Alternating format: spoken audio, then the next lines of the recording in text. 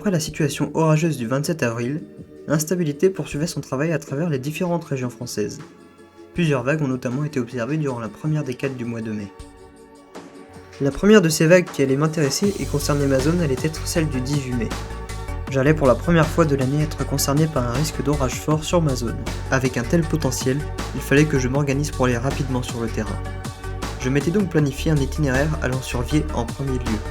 N'ayant pas encore le permis, j'ai choisi le vélo comme mode de transport. Salut à tous, c'est Ganymede-Storm. On se retrouve pour une nouvelle vidéo de chasse aujourd'hui.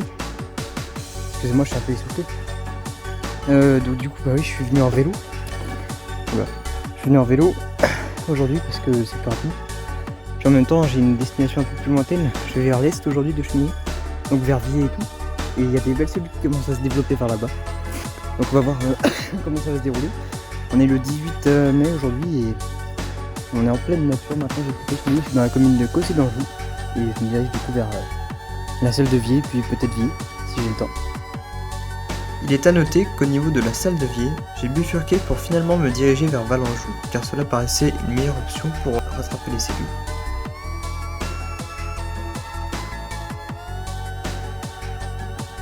Donc petite vue de la cellule que j'attends, qui est juste là, qui donne de l'eau, mais je sais pas encore si elle va venir droit vers moi. Je vais essayer de remonter un peu plus au nord pour voir. Donc là je suis sur un point haut. J'ai vu sur un peu tout l'environnement qui m'entoure et sur les cellules pluvieuses. Là-bas il y en a plein. Après elles vont passer à l'ouest. Je suis un peu trop loin, je suis parti vers l'est moi. Moi je suis venu pour celle-là plutôt parce que j'ai vu qu'il y avait une ligne par là-bas qui arrive. Et qui semble prendre un petit tour en passant un peu au nord d'ici. Donc je vais essayer de me rapprocher le plus possible pour les voir passer le plus proche possible devant moi. Sans me faire toucher bien sûr. Et bah oui, je suis quand même déçu de laisser celle là-bas, mais je vais être obligé. Alors là du coup je suis pas loin de Valenjou. Je me dirige vers Valenjou d'ailleurs. Et je vais voir si je vais pas continuer un peu après. Donc ouais. Par la suite, j'allais poursuivre ma route direction Toircé pour trouver un spot correct donnant une vue sur la ligne orageuse. Tout était prêt. Le spot avait été atteint et le matériel installé. Il ne manquait plus que les orages. Malheureusement, cette chasse fut un échec. Malgré les 45 km parcourus ce jour-là, aucun orage n'était arrivé sur ma position. La ligne orageuse dont je parlais était beaucoup trop loin et à présent entrait dans la Sarthe bien plus au nord. J'étais donc positionné beaucoup trop loin par rapport à ces orages. Ça a été un réel dommage, mais malgré les échecs, il y a toujours des réussites par la suite. Malgré cet échec, la chasse n'était pas finie. Dès le lendemain, un nouveau risque orageux nous concernait. Il était certes moins impressionnant, mais sachez qu'il ne vaut mieux pas se fier aux apparences.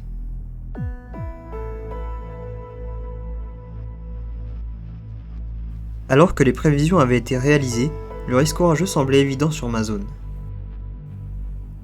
Si bien que dès la fin de matinée, une première cellule a frappé au sud-est de Cholet, donnant quelques impacts.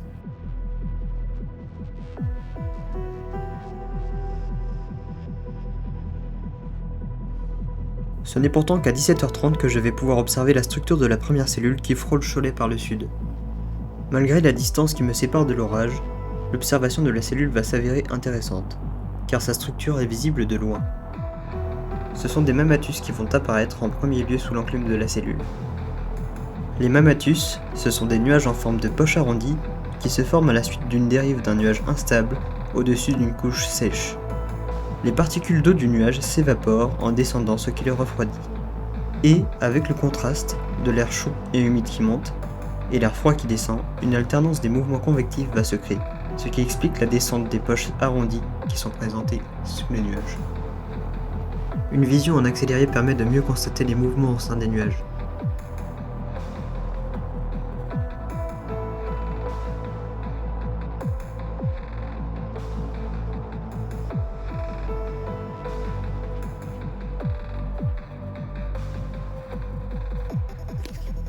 Par la suite, je me suis mis à observer l'ensemble de la cellule.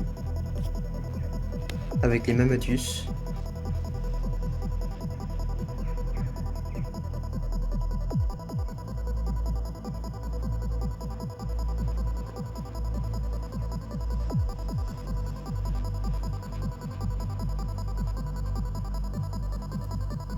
la base nuageuse un peu masquée par la pluie,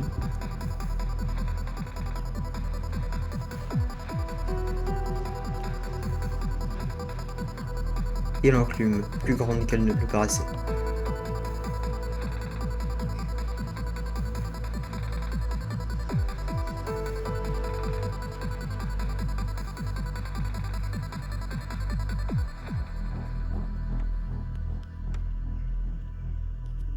Mais cet orage allait être le premier et le plus éloigné des cellules qui allaient arriver, en décalé les unes par rapport aux autres.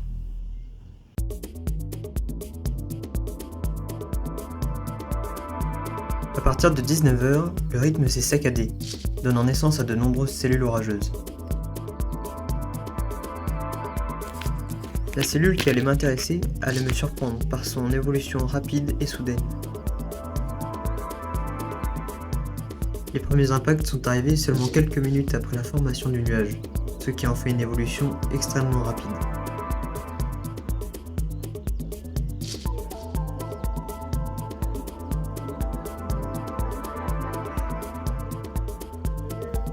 J'allais par la suite enfin capturer mon premier intra-nuageux.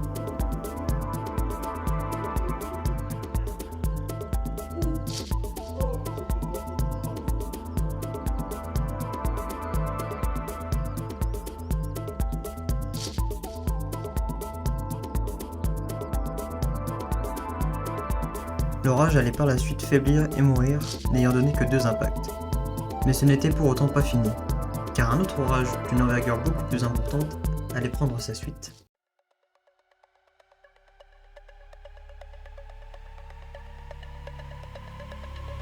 En effet, une autre cellule orageuse arrivait, mais c'est surtout la forme louche de sa base qui allait m'interpeller. Et la cible allait être juste démentielle.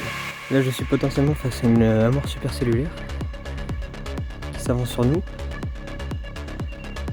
Elle est énorme, et puis je sais pas si elle donne des éclairs. En tout cas, elle a une bande d'alimentation là-bas. Et elle est immense. Il y a des derrière qui arrivent là-bas. Ça c'est immense. Ouh. Un éclair en plus. Ça c'est super. Ça donne là-bas. Ça a l'air pluvieux. On va entendre ça si ça parvient à mes oreilles. Ça y est. Ouh, il y en a eu un juste au-dessus de moi.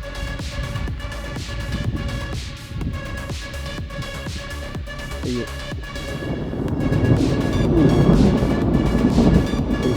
Juste au-dessus de moi. Là, franchement, je suis face à un orage impressionnant. Il donne énormément.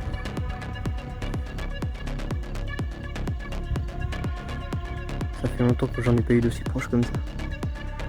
Et là, juste au-dessus de moi, ça donne... Oula. J'ai vu une lumière par là-bas.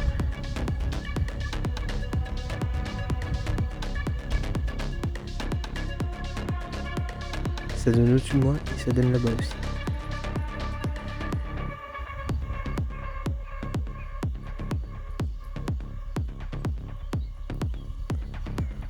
Cette amorce est immense.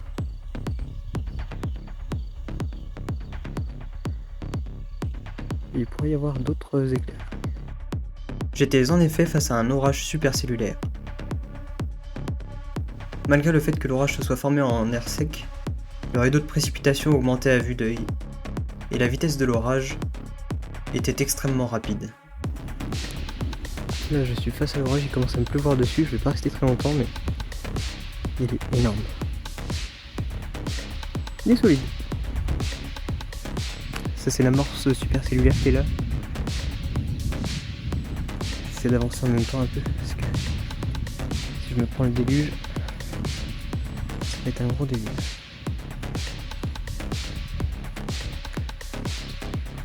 Le sein du système imagé est là.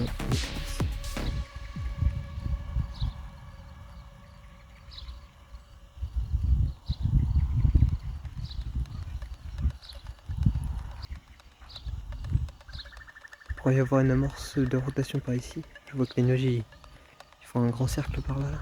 Je crois pas que je serai en dessous. Parce que là ça devient énorme.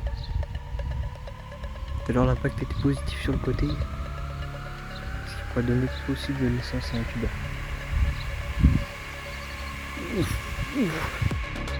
Ouh la vache, il y en a eu 3 là je crois.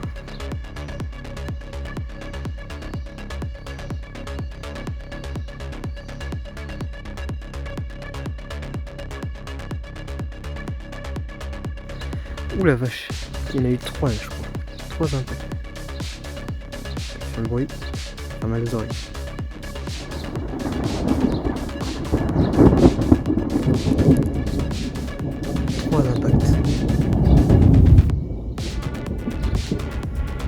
C'est absolument énorme. Je ferai mieux de me dépêcher.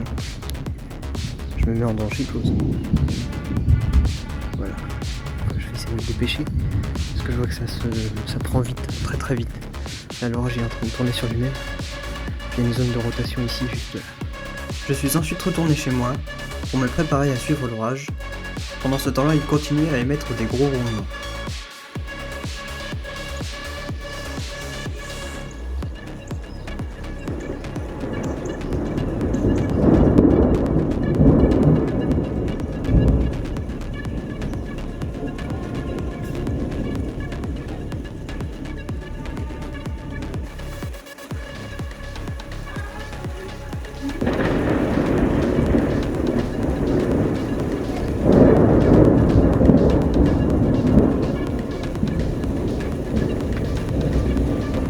Bon les amis, on va à Saint-Georges-des-Gardes, c'est parti. Finalement, cette information s'est avérée être fausse. Nous avons décidé à la place de poursuivre notre route en direction de Saint-Lézin pour repasser à l'avant de l'orage. Hein? Tu sais, évite de trop t'approcher. Si elle touche le sol. Là, on est face à un. On est en retour de l'orage, on va dire. Mais là, j'ai une grosse forme. Je sais pas si c'est une amorce de tornade ou pas. J'ai repéré la zone de rotation. Nous nous approchions de ce qui s'apparentait à un tuba.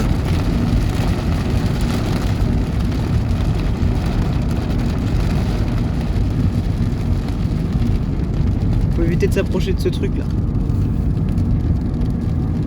Tu sais, dans le Maine-et-Loire, il y en a eu 18 des tornades. Ouh, juste là, encore un. Juste là, là.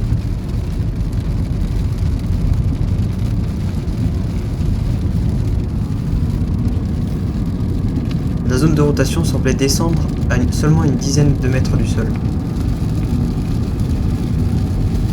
Ça tourne ça.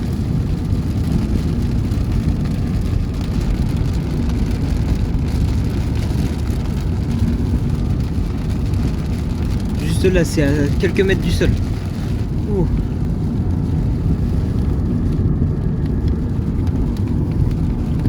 C'est bien, on est en train de le devancer. Faut pas prendre trop de risques dans ce genre de situation.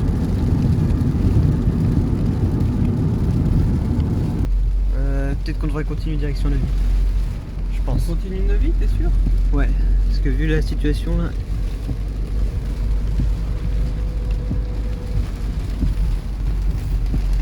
Tu veux pas tourner de direction Jumelière?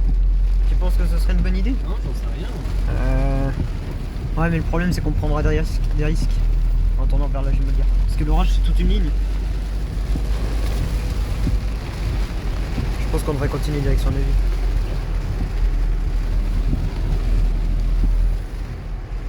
Nous avions donc choisi de prendre en direction Neuvy pour repasser à l'avant de la cellule qui donnait beaucoup d'éclairs.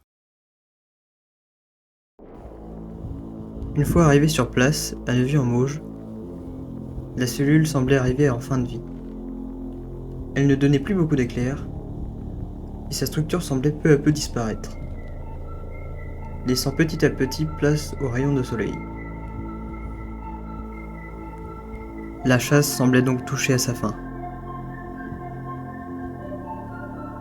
Nous allions refaire un dernier tour par derrière, mais rien n'allait nous interpeller. Malgré le fait que la fin de cet orage ait été aussi soudaine, cette journée est restée l'une des meilleures pour chasser. Un risque modéré peut amener des orages plus puissants qu'un risque fort. Il n'y a que le climat qui puisse en décider ainsi. Pour ma part, cette journée est restée pleine de sensations fortes. Et le bilan global de cette chasse m'a montré qu'un échec peut se transformer en réussite juste à cause d'un simple décalage.